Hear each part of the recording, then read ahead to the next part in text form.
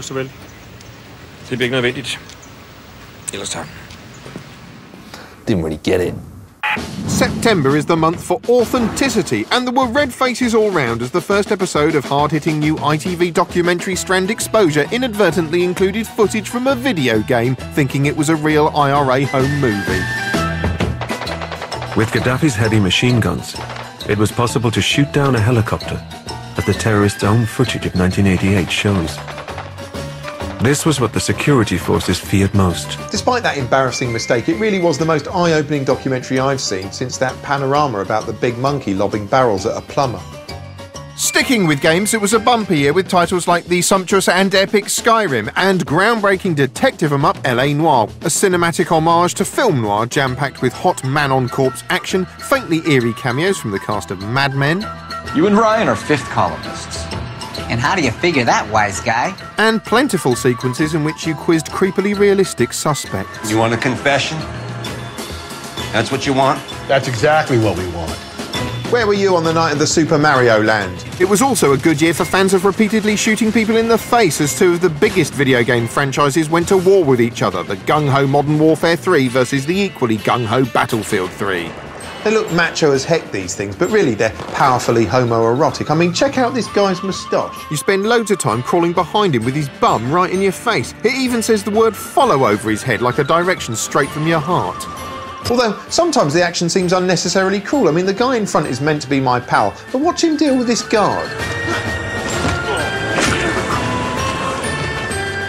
See, I just don't want to be friends with someone who can do that and shrug it off. Entertainment, and in a noble bid to repeal Britain's grubby something-for-nothing culture, ITV broadcast overblown Cowell-devised guessing game Red or Black. It was basically a massive coin toss, but without the coin, so just a massive toss. Since the show was all about evenly matched odds, it was presented by tragic conjoined twins Ant and Dec, and livened up by cameos from the likes of Louis Walsh, seen here forcefully plunging away in a bid to blast David Hasselhoff's arse off. Eventually, the contestants were whittled down until in the tantalising finale, winner Nathan Thingamy-Fists emerged victorious. And since contestant backstory is everything on a show like this, it was fortunate the first winner had such a good one, because it turned out he'd served 5 years in prison for beating up an ex-girlfriend. Nathan, I've been dying to see this. You know, if I was him and I'd won £1 million, I'd spend it on covering up my past. Throughout the year, things had been somewhat hairy down Gaddafi way. A sort of world leader supergroup had launched Operation Odyssey Dawn, a prog-rock military campaign supporting the Libyan rebels. Interesting fact, Berlusconi only took part because he thought it was a plan to invade Libya. Now, with NATO assistance, the Libyan rebels played a sort of tug-of-war with Gaddafi's forces along a 1,000-mile stretch between Tripoli and Benghazi. What this meant was that despite hours of nail-biting footage of reporters dodging bullets, they were rebel vehicles. For the average viewer, it all got a bit confusing. I mean, I know I'm broadly meant to be on the side of the rebels, but in terms of narrative, this is all over the place. It's all map this and map that, different flags, different place names. I mean, keep it simple, for God's sake. And the amount of ammo they're getting to is just mental. I wouldn't be surprised if they caused a global lead shortage. Look, the news just showed them shooting everything. It was bloody chaos. They even seem to have declared war on the sky. Seriously, the average lifespan of a Libyan Sparrow must have plummeted to about 15 seconds. It was fun for the onlookers, though, who could be seen taking photos of everything like they were at Alton Towers. Eventually, in September, the rebels made a final advance into Tripoli, and Sky News' Alex Crawford, who'd got a heck of a scoop broadcasting live from the back of a rebel vehicle, was first on the scene as Gaddafi's compound was overrun. She even conducted a fun interview with the guy who'd swiped Gaddafi's hat and some of the bling from his bedroom. I was like, oh my God, I'm in Gaddafi's room. Oh my God. But even as Gaddafi's compound was being turned into a sort of adventure playground and people dissed his image in the streets, there was no sign of Gaddafi himself. And as September became October, it looked like he might never be seen again, until he was. Yes, when his convoy was intercepted, Gaddafi sought shelter in a tunnel under the road and might not have been caught if only he hadn't started bloody tweeting about it. What happened next was one of the most nightmarish images of the year, and things only got worse. We show these pictures with a warning that the video contains images of Gaddafi's dead, bloodied body from the start. The pictures are graphic and may be distressing to watch. Oh, come on, how bad can it be? So this is how it ended. The body of Muammar Gaddafi lying in a freezer. There was no respite down the newsagents the following day. It's odd that newspapers won't print nipples on the front cover, but a triumphant photo of a dead man, that's okay. So many people wanted to have a Facebook snap of Gaddafi's body, it was kept in cold storage till it started to go off. Still, let's not judge. If he died in Britain, they'd have put him on a slab in the middle of the Westfield shopping centre. We used to believe if someone took your photo with a camera, it would steal part of your soul. Watch the news today and it looks like the people taking the photos are the ones who've had part of their souls stolen. Now, along with urban violence and unbridled despair, Twitter hashtags were all the rage this year. Here's BAFTA-winning human being and comedian Brian Limmy Limond with a thing about them. Welcome to Question Time. Ah, Question Time, my favourite programme. An hour of intense political discourse. But wait, what's this? I can tweet along using the hashtag BBCQT. That's a great idea. Join the debate. Let's see what people are saying. Oh my god, that Theresa May is wearing her spacesuit coat again. She looks like a fucking astronaut. She does as well, she does. Reply, she does as well, she does. Oh, but now I'm missing this. Rewind. She does as well, she does. Play. Ah, Afghanistan, good question.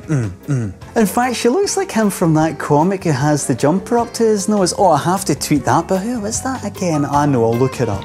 Pause. Who was that? Who the fuck was that? Oh, forget it.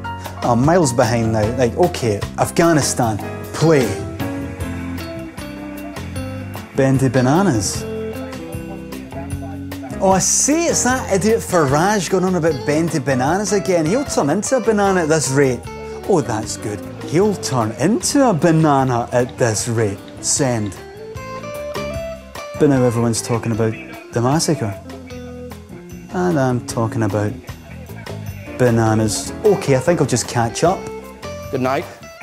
And that's it, finished. Great idea. Not everything was awful in 2011. There was some good stuff on the telly. To pick some examples at random, there was the stylish vintage drama The Hour, a saga of impassioned reporters in 50s Beebland starring Ben Whishaw, Romola Garai and Fred West, who also popped up in harrowing bleak-em-up appropriate adult. It's basically a story about the world's nastiest hobbit. 8 killings. 8. All right, 9. Oh, Fred. There was also eye-opening multi-camera teach-em-up educating Essex and shocking melancholy with Nostalgia Fest This Is England 88. And of course, there was that bakery thing. There was a show, right, which was like MasterChef, but only with baking. The Great British Bake Off.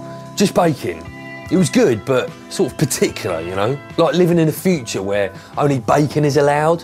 You weren't allowed to fry anything. There wasn't any frying. Frying was against the rules. If you tried to fry something, they'd probably just take you around the back and, like, shoot you, like, bang in the back of the head. On your marks, get set, bake. There was all this jeopardy, you know, like, will the pastry be too tough or too flaky? Or will they forget to use pastry? Anything could happen. They might, like, knock over a pan or go mad and fuck the oven.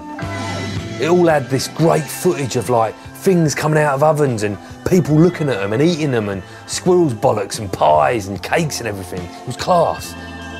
I think if you won, you got the chance to run a Greggs or something. By the time November hauled its carcass over the horizon, we'd all had just about enough of 2011. But hey, maybe things would cheer up. And hey, maybe they wouldn't. The global economy was lurching along like a dying dog with a harpoon in its guts, and howls of protest were growing. And little wonder people were so flippin' angry when confronted by scenes like this one on BBC News as a slick hobby trader appeared to blurt out a few uncomfortable home truths. This is not a time right now to wishful thinking the government is going to sort things out. The governments don't rule the world. Goldman Sachs rules the world. Fortunately, that guy's just some clown. I mean, if you look at the professionals who actually run the stock exchange, you'll see they know precisely what they're doing. Oh, Jesus Christ. The Smurfs opening the stock exchange this morning. Surreal coverage like this only added to the sense of catastrophe. It was the most boring apocalypse ever. Numbergeddon. Doesn't help that the numbers involved are always either too massive to understand or too small.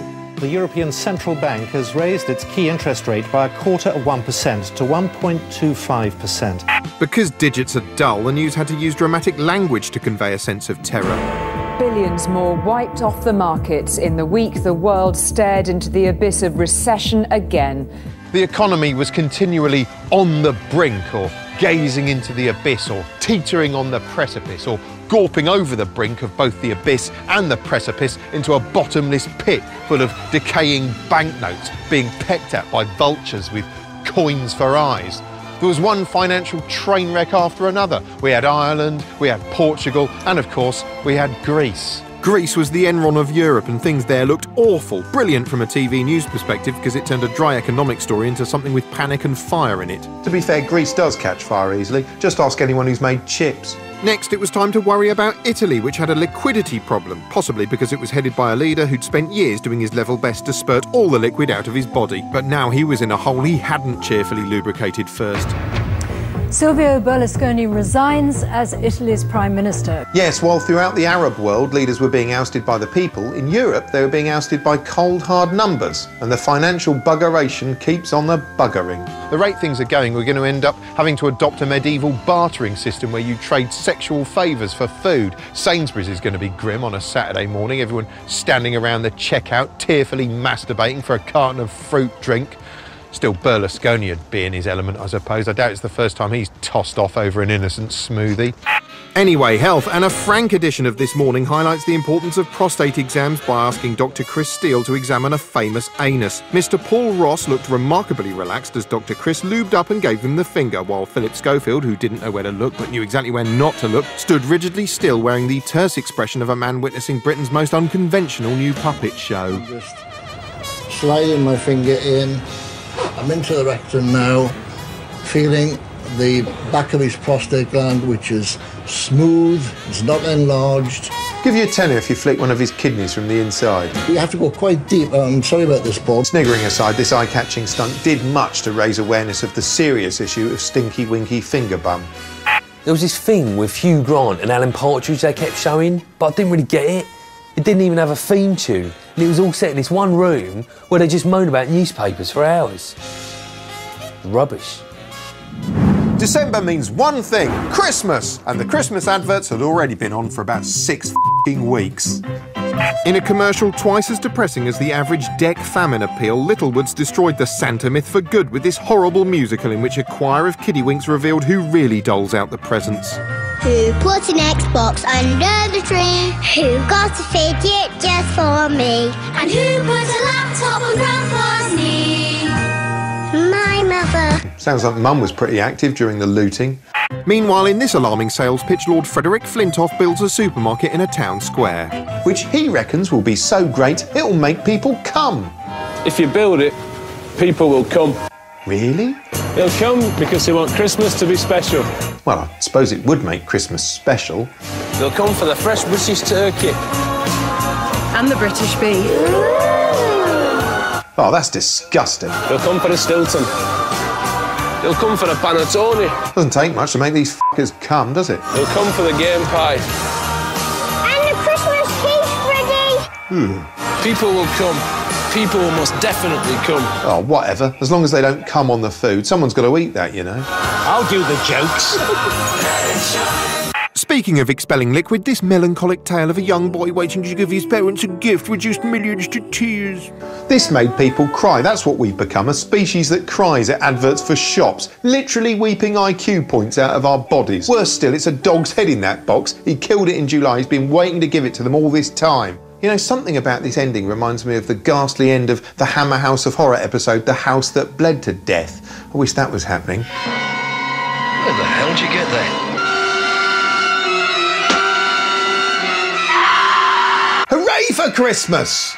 Well, that's it for 2011. Happy New Year! Unless you're watching this on the iPlayer, in which case, why weren't you watching when this was shown on the proper television? What are you? It's not a video game. This is your life. Go away. There's more comedy tomorrow with a taste of the Edinburgh Festival at 10. And coming up next, it's Lemmy the Movie here on BBC4 in just a couple of minutes.